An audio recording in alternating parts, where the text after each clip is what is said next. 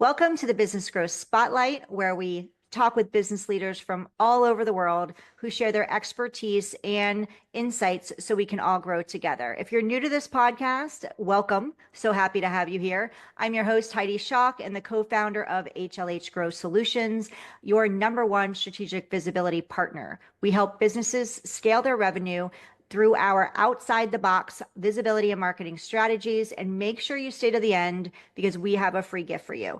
And without further ado, I'm excited. I don't have one guest today. I have two. This is really cool, and I'm excited to jump in and talk with these guys. So welcome David Steele and Jonathan Steele with One Wealth Advisors. So happy to talk with you guys today. Thanks for having us. Okay, thanks for having us. Absolutely. It's my pleasure. I love talking finances. For those of you who have been listening to this podcast, they know I'm a single mom. So any information and insights I can to grow my wealth, I'm all in. So can you share with us, give us a little background about both of you, each of you, and the company and your role within it? John, why don't you go first? Single mom resonates. So I could talk a little bit about us. Yeah. So, raised by a single mom when our parents divorced when I was 3 years old. David was 9. And yeah, so that hits home very, very much to us. David and I grew up under very modest means. And so I think those modest means really resonate with us to this day and manifest itself into helping us in the decisions that we make for our people, the people that surround us in our company, and also the clients that we have. In terms of the business essentially started in 1991 when David entered on Wall Street, and he worked through a period of time where I think he was trying to figure himself out as to who he wanted to be in the world. That's for sure. Yeah, and realized the role he wanted to play in people's lives, his clients' lives. In 1997, went to a larger firm, a firm that was more established. And at that time, I was just finishing college.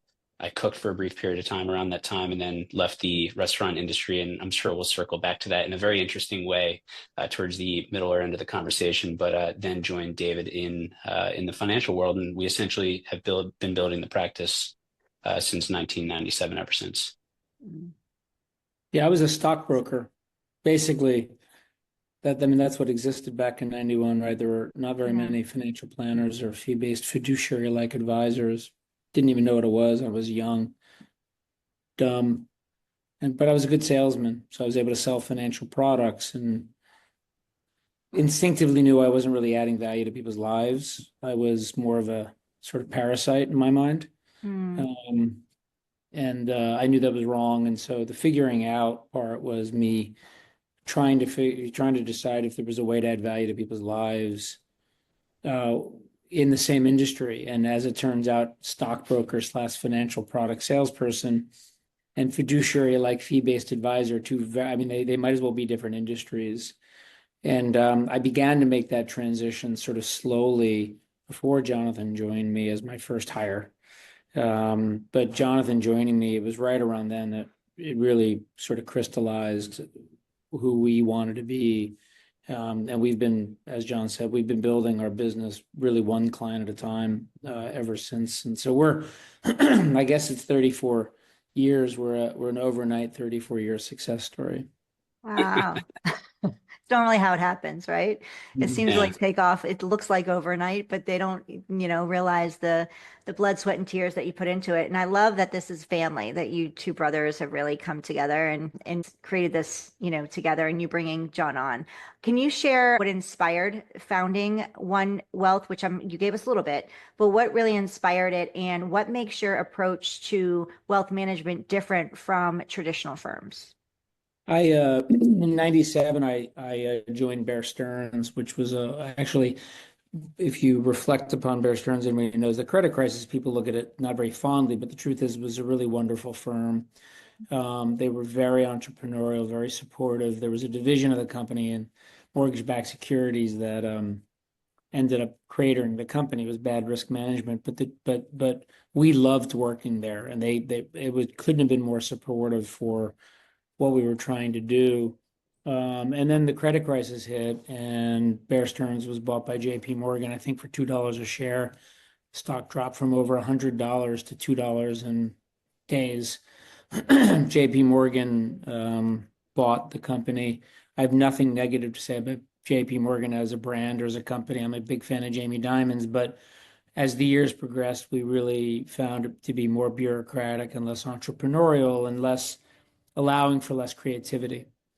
John alluded earlier, I'm an entrepreneur, and I created a restaurant that's now a restaurant company that I'm executive chairman of and founder of. But I had opened my first restaurant as a side hustle kind of thing. And I said to myself, after 6 or 7 years of putting up with the bureaucracy at JP Morgan and the discomfort we were having from all these feeling like our hands were tied. And I was like, opening a restaurant's really complicated. And I pulled it off as a side project.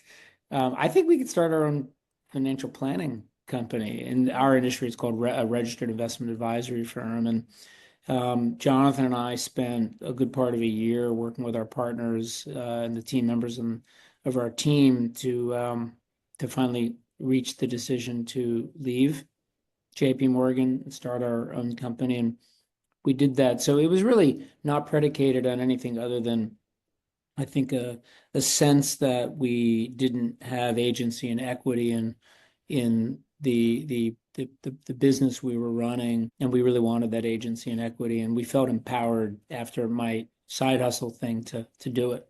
So. Mm-hmm. Well, thank you for sharing your side hustle, because I come from going to when I was in college and high school, I worked in the restaurant industry, and even when I left as a second job, I was working in the restaurant industry as I was moving through my career. And well, that's a long story because that's evolved a long way. But my daughter is now entering, she's 16, and she just got a job in Palm Beach at a restaurant. So she is starting her journey, and she loves to cook. So I'm like going to start telling her how to, like, ask the questions, start learning about that. So I don't know, maybe there's something there in the background that you guys can start something for young entrepreneurs that are kind of, on that path like you guys did, and teach them the way to become financially secure, even doing what they love. Because sometimes those paths don't get them, it's kind of like you're earning a paycheck type of thing, but they don't know how to plan for their future. I don't know, just throwing it out there because I have a daughter. Single mom mode kicking in. What are the most common financial blind spots that you see business owners face as they grow, and how can they avoid them? I think the blind spots revolve around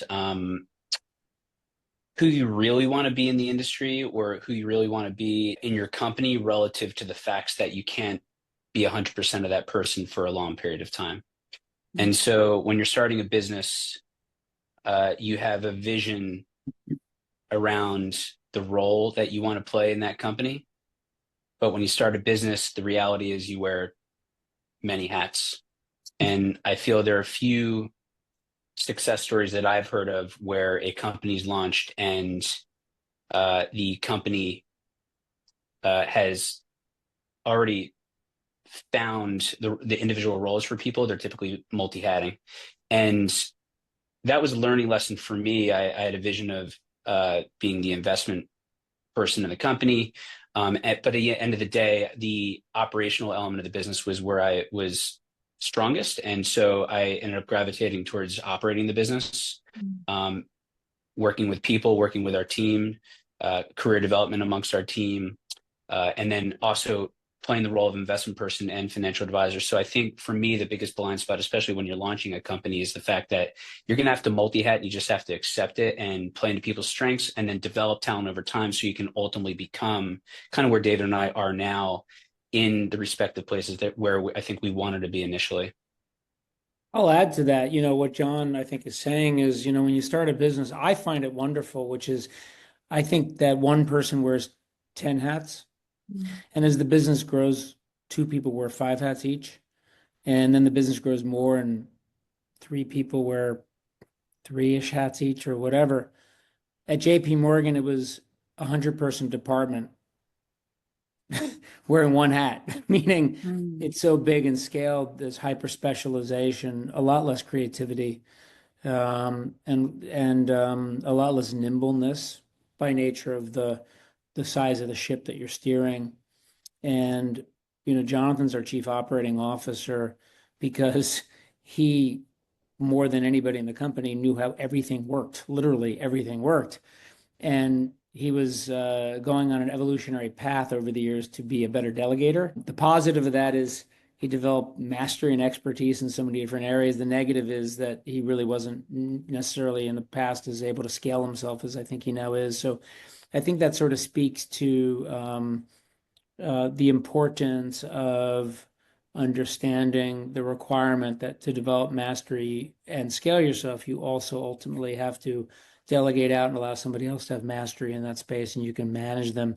We did wake up one day a couple of years ago realizing we had grown our number of team members from 5 to 12 pretty quickly.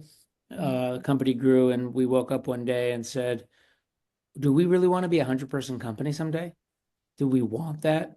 And so we strangely, in a weird way, chose to limit our growth in a much more calculated, sort of tactical way, because we didn't want to be a company that had 10 people in a department. We like doing multiple things. So I think that could be a blind spot. People grow at no cost or without regard to the cost on your culture or what your life is going to be like. So do it consciously. I love that you shared that, because I think that's an important piece, is really like sitting back and going, where do we want our future? Because I know, watching companies when I got started in entrepreneurship, I'm looking at these women who are creating 80 people teams around them. And I'm like, oh my gosh, this is where I get to go. And I'm getting all excited. And then I'm like, I don't know if I really want that. And now I look at them, and it's been 7 years, 6 years, and they've scaled back to 5. So they've scaled really quickly, and then they're like, yeah, I don't think that's where I want to go, because they had to, obviously bigger teams, bigger problems, and where do you want to, like, what is, like you said, what's your vision, and really getting in touch with that. And I spoke with somebody just like you, who you've worked for a really large company, JP Morgan, right? You saw what they did and what the pros and cons are of. And I spoke with somebody who had like literally the same thing, big, like a huge team behind them, hundreds of people. And when they restarted, they said, we don't want to go that big again. We don't ever want to go back to that space. We want to do things differently. And I think that's really important gold nugget that you shared there. So thank you very much for that. I think that's awesome. You shared something else and I just lost it, but I know it'll come back to me, because it always does. So I'll come back to that in a moment. I love watching you talk, though, both of you, because David, just when you're talking about John and this is the family business, you could see that, like, the love in you guys for each other and the support Appreciate you that. have. Yeah. And it's just, The love's there. yeah. There's also lots of years of therapy to get to the point where that's the first thing you're sensing between us. Yeah. I do. So if you're watching us if you're Yeah. not watching us on YouTube, you need to go over to YouTube and watch this, because you can see it exuding, and it's just a beautiful thing, which you don't get a lot with companies, and you're in the financial space. And so, and you also mentioned creativity. That's what I lost in the moment and you had said, like, we could, JP Morgan, all these people, they wore hats, but it sounded to me like you were sharing, without saying it, the creativity was lost, and you're trying to keep that. How important is creativity to maintain creativity and give your people the space to be creative when growing a business? It's agency and equity. I use those terms a lot. I think this is true, what I'm about to say, which is everybody who works on our team thinks this is their company. It's not my company. There's when we launched, we were debating what the name should be, and so many people told us we should have the word Steele, our last name, in the name of the company. John and I were very resistant to that, and I think the reason we were resistant to that is that even though we were much smaller then, we instinctively knew that we just didn't want it to be about the David and Jonathan show or the David show or whatever. We wanted it to be, and so our name, One, is very intentional. A little hippy dippy possibly, but it really is a bunch of groups of people coming together to form oneness, and each person feels like it's theirs. And if you don't have, I do think you need to create constraints and a platform for people to understand what they're what's their role and what are they doing and versus what are they not doing. at the same time, those don't have to be these rigid, clear, defined guide rails. And so it's there's a bit of an art, and we're using the word creativity, use art and science to that. But our intention is for people to feel like an idea they have that comes from their head or their heart. There's a forum, myriad forums we create for them to express that, and even if they're uncomfortable in group setting. We have myriad forums for them to express that, and hopefully they feel comfortable and confident to express it, whatever setting they may be. And then that oftentimes gets manifested in who we are, what we become. We do affect change from not just the ideas we have, but the ideas everybody in our team has. So good. I don't think there's no formula to this either. I mean, to your Yeah. friend who grew the business to 80 people and then back to 6, she needed to learn that. You know, we needed to learn that. I remember coming out of the gate in 2015, wanting to have a very rigid structure, and David, you know, saying, "Hey, listen, let's allow some space to figure this out." I give him a lot of credit for that because, and now interestingly, we want to get more rigidity, right? And so, but we needed to learn that, and with each other as well. We each have ideas around how we want the business to look. And you do have to weigh the pros and cons of those decisions. And the other thing I'll say, and I wanted to make sure it is important to have somebody on the team who has not necessarily the final say, but the loudest voice. Okay. And for my entire life, as soon as I was born, David had the loudest voice. And I had to grow to accept that. But David has also created the space through our careers to allow me to have a significant voice. And so I think if you're going to work There's with the family, therapy. I was That just was going to the say, that that's was where the the therapy comes in. Yeah. yeah, no, it is. But this is why in our business, it's very, especially given our size, it's very often where people either sell their businesses to larger companies or companies our size acquire smaller businesses. And when, for instance, if we're acquiring a smaller business, that person has grown that business to a certain extent. They have a certain ego, they have a certain way and philosophy. For that person to come into our culture and understand that there needs to be the loudest voice, that loudest voice is a voice that allows others to speak very loudly. But I think there needs to be that hierarchy. And until you can get to the point where everybody's comfortable with that hierarchy, and especially the person at the top, allowing for a lot of space for people under them to communicate their views, that's the most challenging part of having a partnership, for sure. Can I just say thank you for that? Because I have a business, and I was in the coaching space, and just a little quick background. And now we've pivoted. Now we are a growth partner for businesses. We help them scale their revenue through strategic visibility methods, that outside the box things that we do, because we're really good at that. And I found a gap in the market when I was coaching, so we went to fill it. And I have a business partner. She's my best friend since we were 14. I'm now 52, so you can see how many years that's been. And I know that we can get a little snippy and snappy with each other. So I love that you're sharing all of this and the growth that you've been through. And if you can recommend your therapist, that'd be fantastic. You want to hear something funny? We share a therapist. Yeah. Do you? Oh, that's interesting. True I story. would love to talk to them. So please send them my way for the podcast. We'll have them on. No, but I appreciate you sharing the ins and outs of partnership, because there is a lot of growth there as well. And we're learning how to grow, and I'll go listen, hey, I'm sorry for this and blah, blah, blah. And it's just a matter of allowing each other the space to figure things out and navigate. And as brothers, I can only imagine how it's even more challenging at some points, and also some even more wonderful in some areas too. Yeah. So how do you all help clients make the shift from income focused thinking to long-term wealth creation and preservation? We should let John take that first before me. Yeah. He's our chief investment officer. I think the implication is transitioning from swinging the hammer and making money to actually allowing your portfolio to do the hammer swinging for you. So that we have this conversation regularly. If you think about when we started our business in 1991, but 1997 really, and those clients are now actually at that point in time, many of them transitioning to being tired, being frustrated, wanting to make the transition. So the advice that I give, it usually has nothing to do with money. 3 to 5 years prior, make sure you figure out who you want to become when you're not who you are in the world right now. That could be a golfer. That could be spending more time with family. That could be consulting.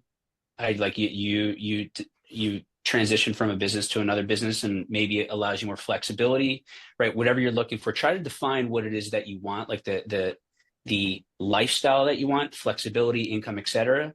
And then have a glide path 5 years prior to actually retirement that allows you to land softly into that space. And the idea of retirement, especially in Northern California, is kind of a dirty word. We typically don't see people retire. They're typically just not working in the same place. They go back to consulting. They go back to doing other things that makes them some money. So the financial planning that we do needs to have some type of offset to help supplement their income, what they were making before, into what they can make in a consulting gig, for instance. And as long as that's planned out with a decent amount of time, 3 to 5 years, it could be 1 to 2 years. We've seen big success stories in using that framework. But the number of clients we have who were unhappy in their professional endeavors, who were in a financial position to either leave them or certainly take to gobble up the risk necessary to pivot, to have a long runway to take off on their new endeavor, who are afraid, and that's psychoanalytically rich territory, as I like to say.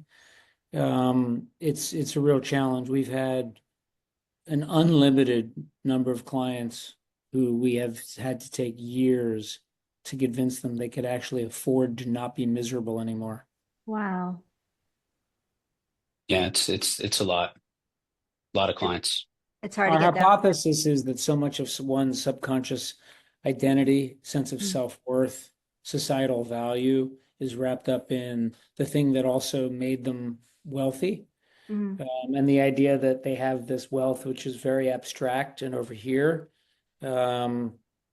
is really decentering for people to say, oh yeah, it's not just an intellectual abstract thing, it's a fundamental thing. We've had clients where we forced them to take out the dividends and interest from their investment portfolio and send it to their bank account every month or quarter or whatever, even though they didn't need it, because we wanted them to see that their money's working for them, and that if they wanted to leave their jobs to the extent that they're unhappy, well, guess what? There's the cash. And so their checking account cash keep building up, and that's that's hitting them in the head that they can afford it. That's a relatively common strategy of ours.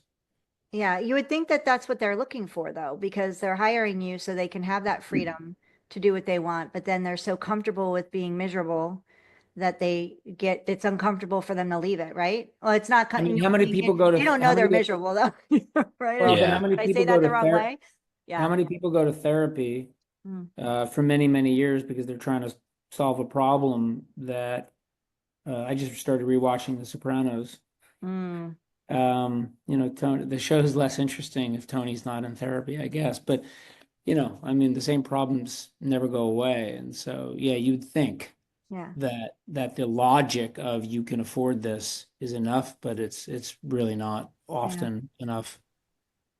So how do you all tailor investment strategies for your clients, for entrepreneurs and business owners who often have unique cash flow and risk profiles?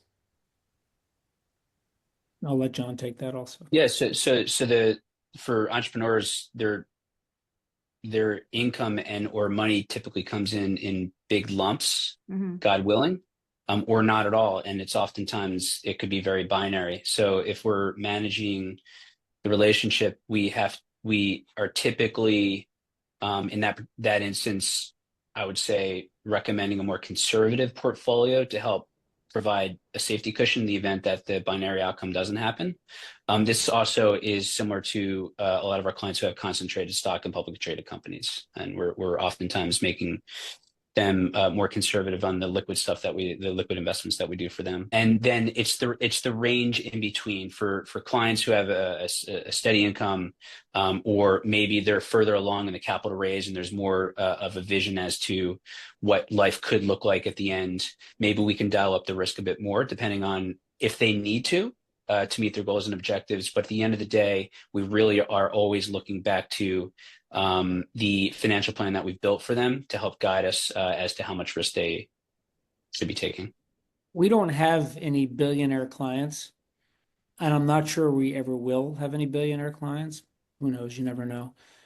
But it's probable that that would be the case because the type of energy that a billionaire brings to their decision making through their life is it's always risk on, and they're willing to literally put all their chips in the middle of the table. And you never hear the stories about the 99 or 999 out of 1,000 who put the chips in the middle of the table and it was a zero. And for our attitude, and it's only going to be a certain type of client who our philosophy is going to appeal to, which is, you made it. Now let's protect it. And so it's pretty common for us that when somebody has liquidity and they still have a high degree of wealth concentrated in a particular asset, that we're creating a bit of a barbell approach where the first thing we're having them invest in is the safest thing we could possibly invest in, to make sure that if things don't work out on the endeavor that they're concentrating their wealth in, well, at least they have pulled some off the table that is heavily risk reduced and almost certainly going to be available to them in any situation. Oh. I want to talk about growth, and specifically you all's business growth, because you've been doing this for a long time. But before we do there, I can't go forward without talking about what everybody's talking about, which is AI. It's evolving, it's growing, it's here, it's not going anywhere. So how are AI and automation transforming wealth and management, and how does One Wealth Advisors balance innovation with human insight? Well, for us, Go I'll ahead. say, first of all, I'll go to my death believing the following, which is human beings will actually want to do business with human beings. I accept that I'm older and there may be a generational issue, and I'm sure there's a lot of people much younger than us who actually are more comfortable interacting with, computers, if you will, or AI or whatever. But I still think that generally speaking, humans are social creatures and we want to do business with people. So AI for us as a company, to be blunt, we saw it as an opportunity to become more efficient and productive per person. And so we put one of our team members, a partner in the company, through an AI executive MBA program at the very beginning of all this. And he is mandated with consistently in our weekly meeting talking about how we're integrating AI into helping us be better interacting with humans, that is our clients. So it's making us, I think, more efficient and more productive. But I've also said before, and I believe this, that AI is our vendor's problem more than it's our problem. What do we mean is we have a best-in-class, of which Jonathan, for the most part, was responsible for building, tech stack with all of these different vendors. And it's not just one platform that was created like when at JP Morgan, where we didn't get a say, and that was created for all infinite numbers of employees and the work they did. Ours was built from the ground up for our specific type of business. But we have somewhere between 5 and 10 different vendors we work with, all of which are competing for our business. And it's their, bluntly, responsibility to be incorporating best-in-class solutions, which will inevitably use AI. So with our financial planning software, we use a tool called Money Guide Pro. We think it's best in class.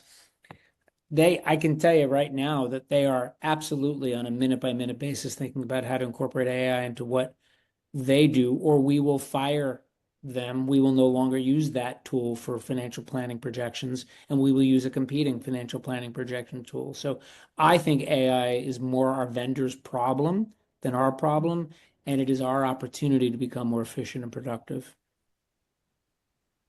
I agree. And John, anything you want to share about that? No, you nailed it. Okay, perfect. Thank you. Thank you, David.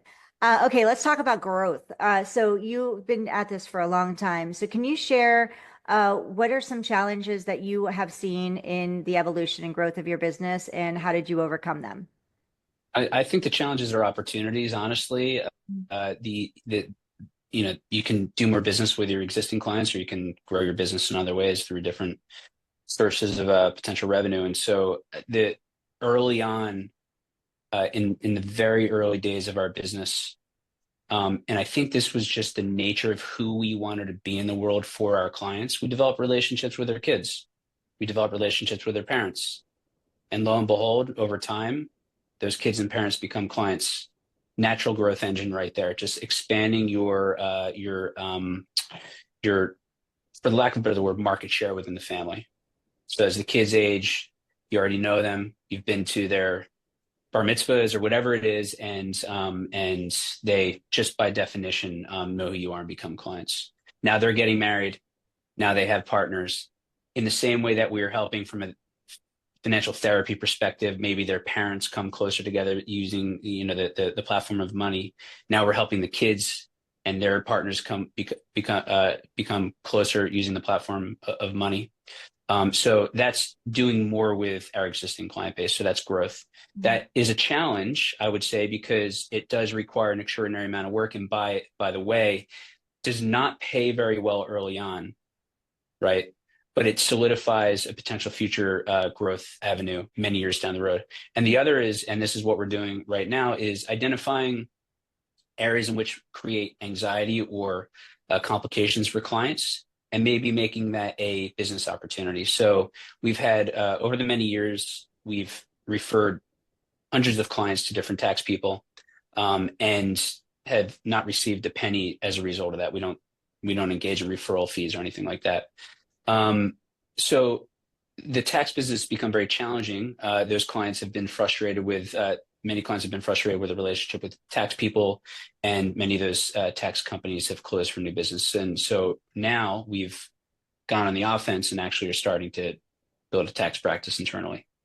And so that's a potential source of revenue in the future. So I would say growing existing business, that doesn't necessarily mean taking more wallet share with the clients that you have, although you can do that. We already have that entire wallet share, developing relationships with family members. But in addition to that, try to figure out how you can be a value add to your existing clients and a natural complement to your offering, and then maybe make that a revenue source.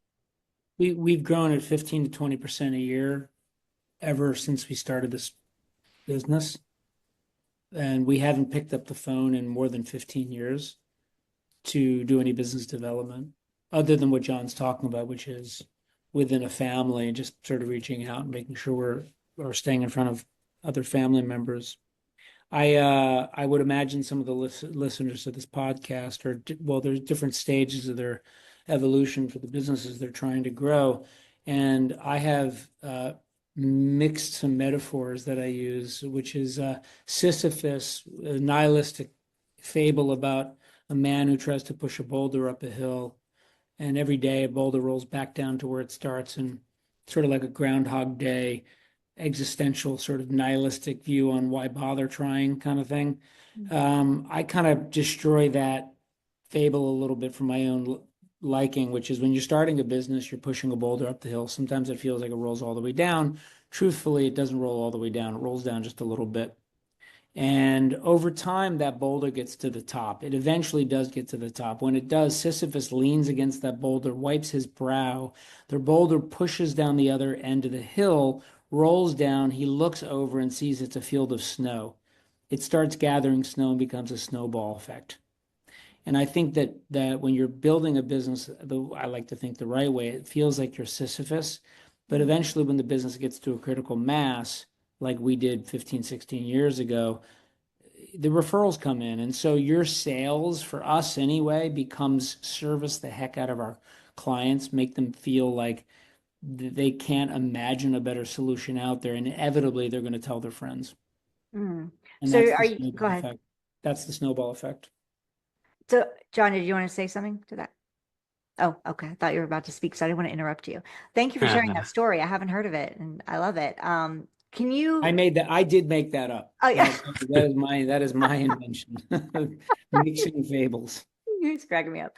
Are you open to new clients? Are you just serving who you have? If you are, do you have a method for getting in front of new people so you can generate, because referrals are wonderful, but you don't really actively go out looking for new people. They just come to you. I don't think that's David shakes his head no. So I do feel that expanding your network, just being in areas that, and this is what we preach to our existing team, just be in areas that are of interest to you. Inevitably over your life, because you're in finance, people will ask for advice. It's just the nature of everybody. Typically, most people want financial advice. And so in the same way that we were building our business with respect to working with family members, it's a very long lead time. Build your network, build a robust network, and over time, inevitably, people will ask you for advice. And so what I would say is David's network is the most robust. Mine's maybe second in our business. But we swim in circles and we don't ask people for their business. It's just the nature of, hey, tell me what you think about tariffs or something like that. And then all of a sudden the conversation leads to, well, how are you invested? And let's sit down, and you and your partner, maybe we could grab dinner or something and learn a little bit more about your situation. So what I would say is that no, we're not picking up the phone, but we are proactively engaged in things that are interesting to us. And by definition, I think that helps our business development.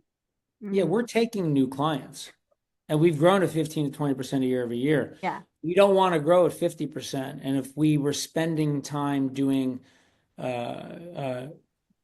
proactive, intentional business development or sales, if you will, we may grow too fast, and it is time away from the work we do for our clients. Right. And it's not fun. Fun is, Jonathan and I are both cyclists. I'm a big snowboarder. And the number of, that's our golf course, so to speak. And we both are constantly cycling, and I'm constantly snowboarding, and we're in our different networks doing the things we love. And the more gray hair you get, it makes it easier, because then people associate that with wisdom and trustworthiness, I suppose. And so with our team, what John was alluding to, is we actually have a mandate that everybody in our team is conscious about what they're doing to build their network. And we check in with them on what they're doing. And they're instructed, it is not to get clients. It is to build your social network, to enjoy your life more, to have a richer, more fulfilling life. Oh, and by the way, inevitably over time, we're going to get clients that way. Yeah.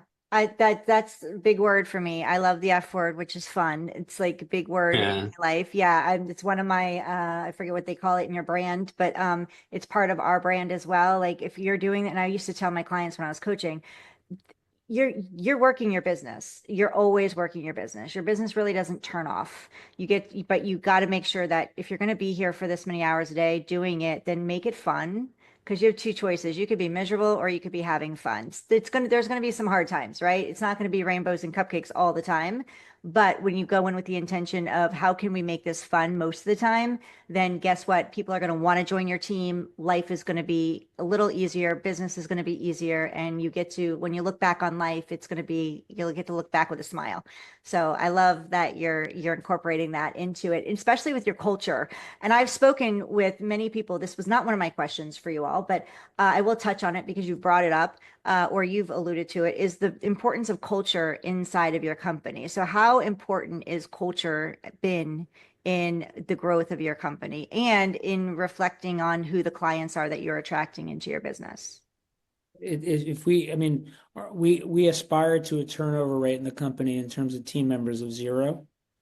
And we all want to work with each other. And man, it just sucks coming to work every day if you don't truly love working with everybody who's on your team.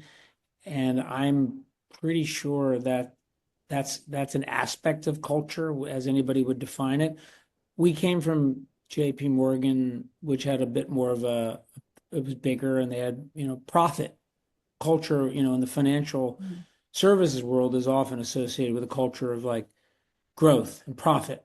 We never talk about that as growing and making more money as a primary objective. We always talk about doing, how can we do better and better and better work for our clients to make sure they feel enveloped by our care and our love and our hospitality.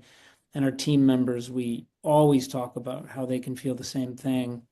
as well. And for us, that's what culture is. And I do acknowledge that there are different types of when people think of culture, they think of different things, but that's what we think about. Mm. I don't think that there's anything more important. I mean, if your team feels loved and they love each other, they're going to love your clients. They're going to give them great service in even the hardest of times. And we're seeing a little bit of that right now. So at the end of the day, in my opinion, that our team does feel loved, and they do love each other. And as a result, I do feel that manifests itself into the role we play in our clients' lives. Yeah. Before we wrap up, and I'm looking at time, and I want to be respectful of y'all. What time is it? My glasses on. Very respectful of y'all's time. What does success look like for you all for over the next 12 months? If we could come back and revisit this conversation in a year and bring you back here, what would success look like for you? I actually really want John to go first because I want to hear what he says. I mean, at the end of the day, for me, I pay so much attention to culture, making sure our people are fulfilled. They feel like they're cared for. They have a vision as to who they want to be in the world themselves, not necessarily as it relates to One Wealth Advisors, but also in their careers and in their personal lives. So if they could come back to me a year from now and say to me,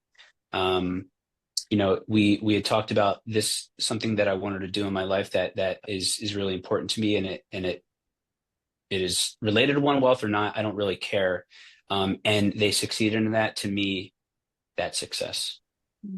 I'd add clients to that exact same. You could just substitute the word client to team members with almost the exact same words. And Yeah. that's a spirit that it's very lovely to talk about and to think about and probably to hear us say it. But we also measure it. We do a 360 review. Every team member reviews the company every year. And so we get team member feedback. It's anonymous. And we also do a client survey every year. And we usually score around 97% from clients, which is awesome. And that's a way to measure, to actually put some data around those two areas, which is company culture and team member happiness and satisfaction, and client culture and happiness and satisfaction. So David and John, for those of listening who want to connect with you because you're taking on new clients, yes, you are, and they want to reach out and learn more about how to work with you or your services, how can they connect with you?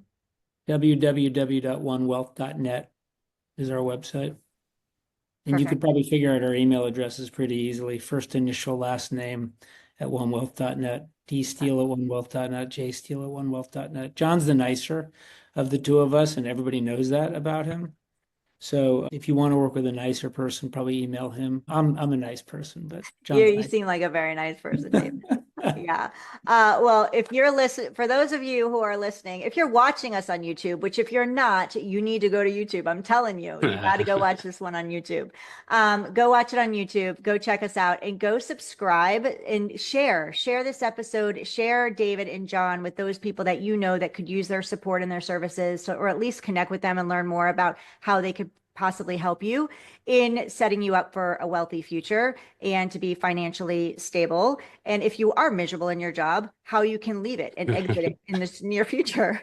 If you're listening to us on your favorite podcast platform, please, if you can, leave us a 5-star review. We appreciate it. It allows us to reach out to more people and share David and John with more people, as well as our guests that come on here who are spending their time, taking time out of their busy day to give you to be generous with their knowledge and information. Anything that I've left out, if I haven't asked you, or anything that you want to share before we wrap up, David, John?